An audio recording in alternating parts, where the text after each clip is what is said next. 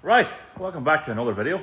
I know you're getting a few videos this weather. I don't know what's wrong with me, but it's time to get this X5 of mine ready for sale because there's a new daily incoming. Well, not a new daily, a new tow vehicle.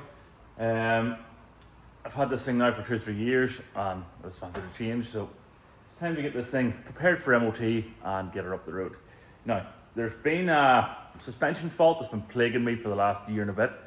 I managed to sort it for a long time by somehow putting the car into transport mode. And that stopped it, but nonetheless, it's come back and it won't go away. So, really good timing actually, but a company called ThinkCar reached out to me and asked me if I wanted to try out their brand new diagnostic kit. So, it's over here and I'm going to show you it now. They have asked me to do a bit of a review on their ThinkCar ThinkScan 689BT. They've also included an endoscope and a glass screen protector. This is the device in question, and the other side of it is actually already in the car. It's just a wee magnet bit here that the OBD plug fits into. Really nice feature. And it has a little bit of a stand to set it upright too. It seems to have quite a lot of functions in it. No, I do not want to update now. Right, has very few functions in it. Diagnose. I don't know how to use it yet. I'm going to be completely honest with you. But it has, we'll start going through it's all the features that I've never knew you could actually get in these things. Like that one's fairly useful by the looks of it. Oh, that'll be good for the vehicle I'm getting. It's an L322 Range Rover coming, and they always have suspension issues. But I'll stick the full spec list of everything that it does up in the description. But yeah.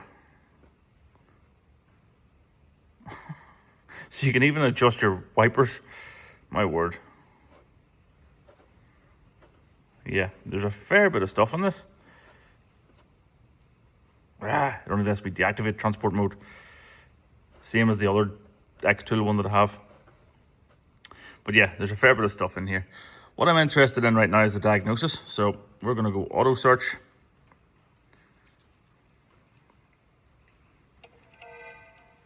It's connected to the car by Bluetooth, this is the first one of these I've had that's Bluetooth. And it's excellent because I can do this standing out of the car when it's on the lift, which will be useful in a little second. I need to put the glass protector on. I'll do that later on in the video, hopefully. But for now, I need to get this off my lift. So, I just picked up all the right details. It's an E70. That's the right mileage on it. You can see it now going through every module in the car.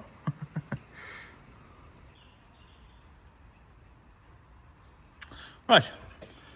The one I'm looking for is suspension, which is EHC, electronic ride height control. So we'll hit enter. And then continue and read fault code.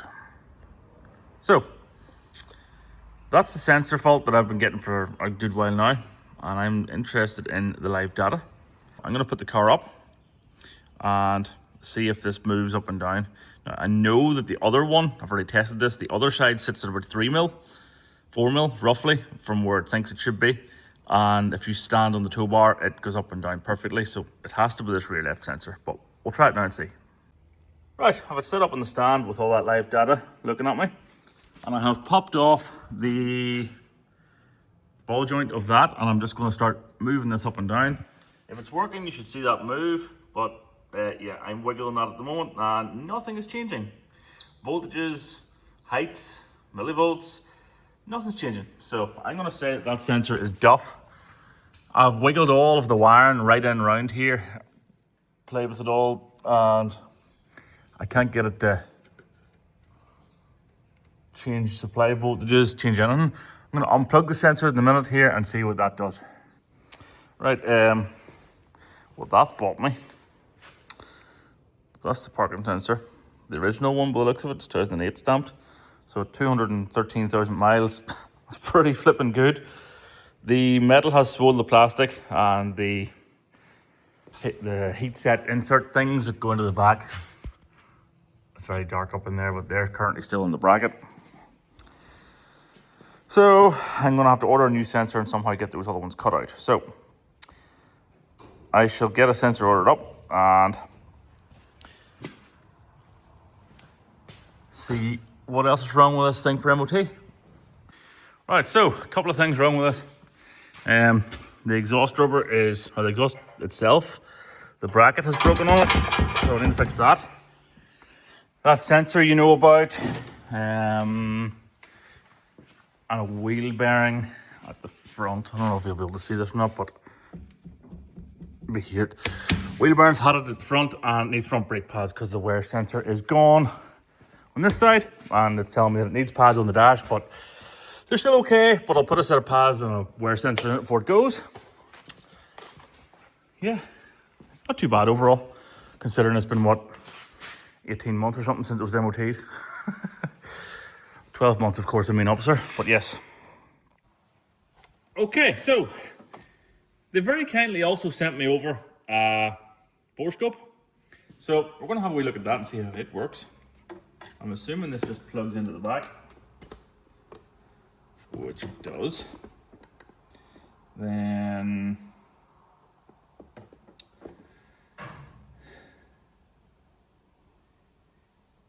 module, video scope. Ooh, okay. Right, so let's test this thing out, I guess, a little bit. It's a decent picture of that, I must say. And you can seem to be able to control the brightness of the LED from the scroll wheel on the front here, which is pretty good. Then to take a picture, you push the picture button, and that takes a picture. Yep. Tell me what I have in the drawer.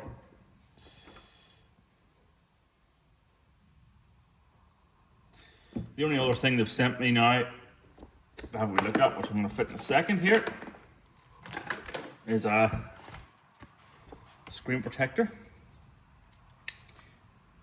I would like to fit it before it gets too late. So I'll get that fitted now and show you what it looks like.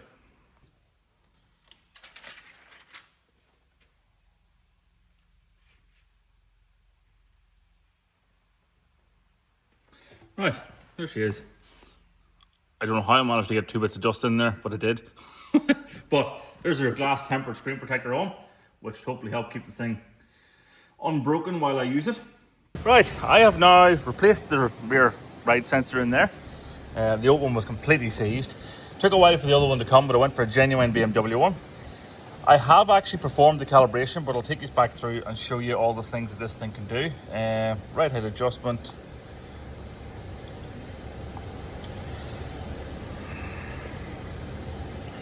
Tells you everything, all the prerequisites.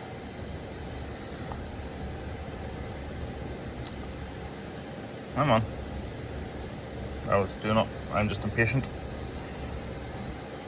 So it tells me that whenever it's doing this, it goes into transport mode, so it doesn't self-adjust. Hit continue. And then basically, you measure each wheel arch from here to the bottom of the alloy wheel, way down there somewhere. I've lost my tape measure. Thrown it in the car, hang on. Got it. So basically you go, F1 is continue adjustment routine. Rim size is 20 inches. And telling you where to measure. So rear right.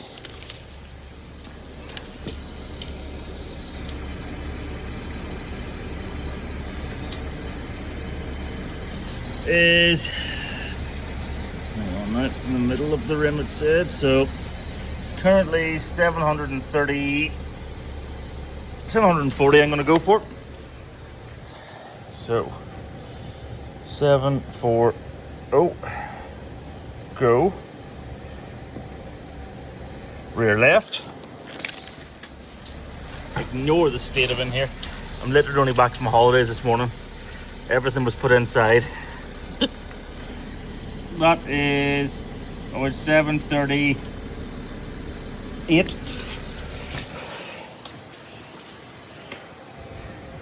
So 7, 3, 8, go. It's within the tolerance limit. Power shaping mode is cancelled. Right head adjustment does not need to be carried out. That's because I've already done it. And another thing you can do, you can actually check the sensors. So if I go in here, asked if it's already been calibrated, and it has. It tells you what to do. Basically, with no load in it, it'll read out the deviations. So there we go. Continue. Tells you then to put 50 kilos on it at least, which I'm not sure I'll count as that, to be honest. Then go continue.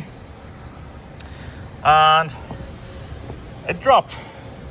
So there you go. I make an X5 drop with 8mm. Yes, it did.